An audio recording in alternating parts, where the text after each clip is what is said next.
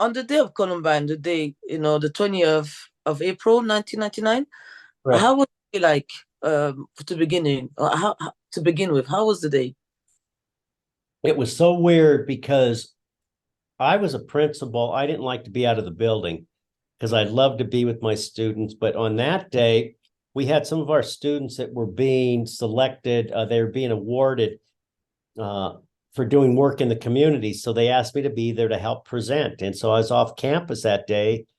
And so the reason I'm saying that is I'm usually down in the cafeteria every day during a lunch. I was a principal. I loved cafeteria duty because I got to talk to my kids. Well, that day, by the time I got back to school and I was looking for a teacher, Mr. Leba, I had interviewed him the day before. He student taught at Columbine. He was on a 1-year program, and I was going to offer him a continuing contract. Well, I could not find him. All of a sudden, he walks into my office just when a lunch is starting. And usually I'm downstairs every day. Hmm. I'm waiting, I'm getting ready, and he sits down. And before I could even offer him a job, and I don't, to this day, we talk about, I don't know if I've ever offered him a job. He's still working at Columbine. But Oh, but what happened is my secretary comes running in and she says, Frank, and I remember my door was shut and she face planted right in a little window.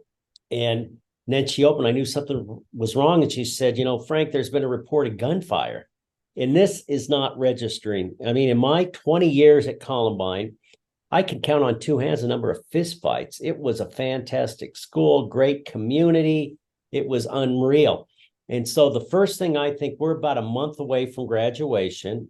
I thought it was a senior prank, firecrackers or things. And if you interviewed many of the students, they thought the same thing. They thought it was a paintball fight, things of that nature. And that day was a beautiful Colorado spring day, about 70 degrees, blue skies. So I come out of my office and my worst nightmare becomes a reality. So as I run out of my office, I see the gunman coming down the hallway and he spots me and he starts firing shots at me. And I still to this day hear that glass shattering. And mm. all of a sudden, I thought I walked out very calmly, and my secretary and Kiki saw me and I sprinted towards a gunman. And people said, why would you sprint towards a gunman? And one reason, some of my kids were in trouble. And I had some girls that were coming out of the locker room to go to a class outside, a gym class or physical education class outside, and they were in danger. And again, the only drills we did back then were fire drills. But I knew if I knew the building well enough, if I got them into the gym, then I would be able to get them outside once I verified everything was okay. Everything was going as planned until I pull on the gym door and it's locked. And we are trapped in this little area. And the girls are saying, Papa, Papa, save us. They're praying. And the gunman we hear the shots getting closer and closer. And he's coming around the corner. And I had 30 keys on a key ring. And all of a sudden, I reached in my pocket, pulled the first key on that key ring, and it opened it on the first try, or we probably would not be having this conversation. And No. so after that, I got outside. I told the girls, I put them in a safe area and I said, I'm going to go out to make sure it's safe to take you outside. So I went out and all these police are arriving. And I said, I need to go in and get my kids. And so they followed me in with their guns and escorted. I got the girls out and we got them over to the park area. And so that day, and then I ended up going over and helping the police with the rest of the day and talked about Dave Sanders, a lot of survivor's guilt, because he was a staff member who came out of the faculty lounge. He was eating lunch. He ran out of the faculty lounge to save kids. And as he was coming down the hallway to save kids, the gunman that was coming towards me spotted Mr. Sanders and turned and shot him in the back of the head. And unfortunately, Mr. Sanders died. And there's a good chance if Mr. Sanders was not coming at that time and the gunman had to stop momentarily, that would have just been a matter of seconds that they would have came after me and the girls. And so this is something I have to live with. So I wanted to ask you something because I hear, I don't know if it's a American culture, but why is there pranks? Why is this about pranks? Because people thought it was a prank. So can you explain this culture about pranks towards the end of the year? What's this about? Well, so many times, and one of the things that I did as principal as time went on, I told the students, this is not what we need to do. You need to remember for all the good things. But what they do is a lot of times throughout, they do, in America, they do senior pranks. What it could be crazy little things. But at that point, they thought it was, firecrackers, throwing firecrackers in the building or balloons popping or things of that nature. And so when you talk to people that, like I said, we're about a month away from the seniors graduating. And one of the things that I did is I said, we can't have these pranks. Seniors, how do you want to be remembered? Do you want to be remembered as this great class, the 4 years you spent here, or you want to be remembered as a class that does a prank? And so many times over the years, if you talk to a lot of principals, these innocent pranks end up going too far. I could remember in high school a senior prank. And what we were going to do is it's called teeping. And you get toilet paper and you put it around trees and things. Well, it was going to start out as a very innocent prank, no harm. But all of a sudden, there were 2 or 3 students that decided to take it a step further. And they start taking for sale signs off of people's homes and put them in there. They took out traffic cones and put them there. And they started painting on the windows. Well, all of a sudden, the police show up. And what starts out something very innocently turns into harmful things. And I think that's what we got to look at. And, in my career at Columbine, in the years after, I can't not remember if we had any pranks after 1999, but that's what so many people thought when it happened. So going back to that day, that fateful day, so did you recognize the shooter straight away? No, I did not. I did not get close enough. What I remember so distinctly is the one coming after me, because when I interviewed with the police, there were people said they walked in with these black trench coats. Well, what I saw is I saw a gunman that had a vest on, in which he kept all of his, they called them crickets, they were pipe bombs. And it was cut off. They had a white T-shirt. They had a baseball cap turned backwards and boots on. But I was in probably a state of shock as I'm running towards him. And all I remember is a rifle or a shotgun being pointed at me, and the barrel of that gun looked about the size of a cannon. And I just remember glass breaking behind me. And all I kept thinking about is what it was going to feel like to have a bullet pierce my body. And so, I did not get close enough to them to see who it was. And I did not find out until later who the 2 shooters were. Maybe you thought that there was just some intruders that just came in a school. Very easily, it could have been, we didn't know. I mean, and that's part of the problem too with the media. And I think they've gotten so much better, and I've worked with them so many times. They make comments without knowing the facts, and there were comments coming out that 30, 40 people dead, this and that, and they didn't know.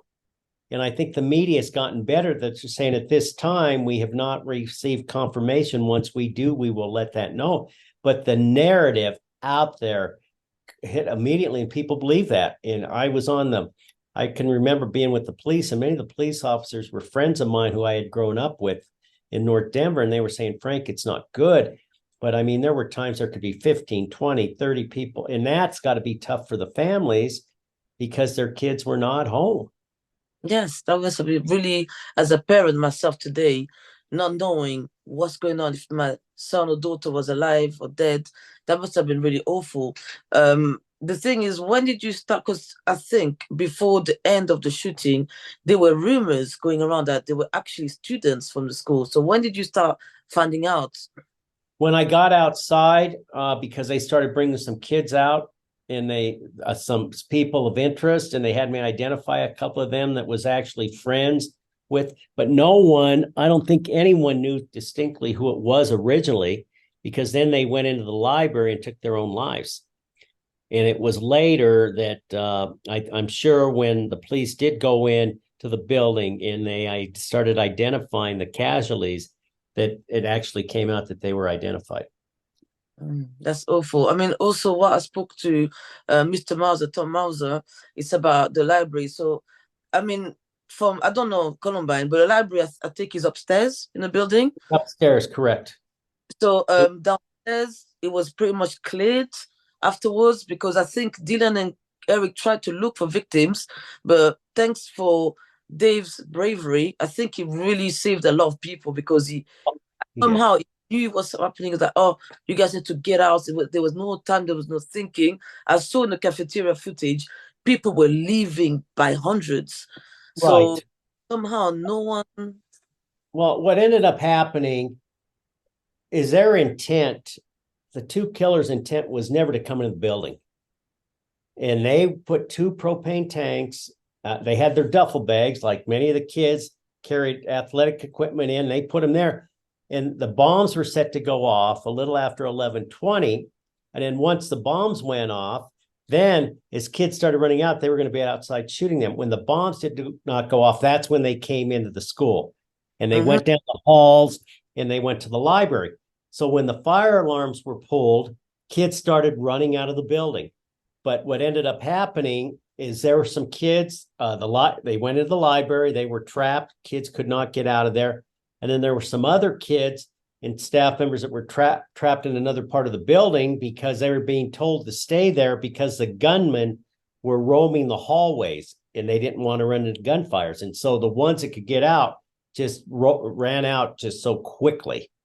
And Mhm. unfortunately, the ones that were in the library were trapped when they went in there. And it was about the library was about 10,000 square feet, and they went in the library, and the kids that were sitting there during their lunch hour were killed and injured. So a majority of the kids were killed inside. Mr. Sanders was killed in the hallway. Danny Rohrbaugh was killed outside.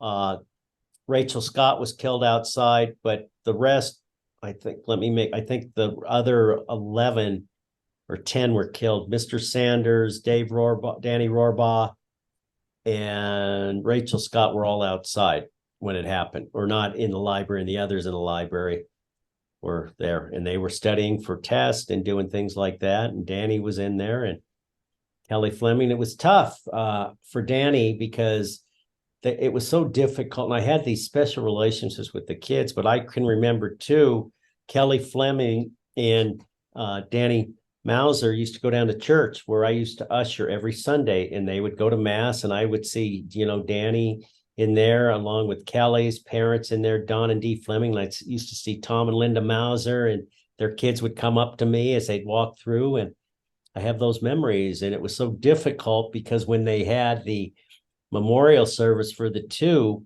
Danny Mauser and Dee Fleming, their caskets were right next to each other. And that was I remember Sunday night being in that church and going back to that church every time. It was so difficult because I had those images, and Matt Kechter was also buried from that church. And so there was that special relationship.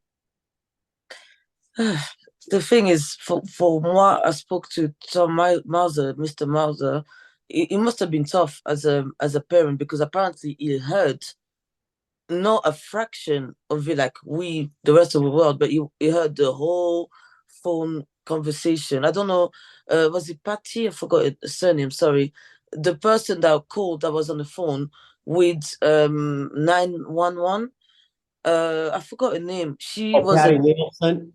That's it. Yeah. So apparently Yeah. she she left, and I like what she did because by leaving the phone on, as much as painful as it was, gave us an idea, an identity, and also an idea what happened. Because I mean, I don't wish on anyone, not even my worst enemies, but it's not. It's good to know exactly what's been happening because what, as you said, the media, they made like I lived in Switzerland and I heard so many over the top things.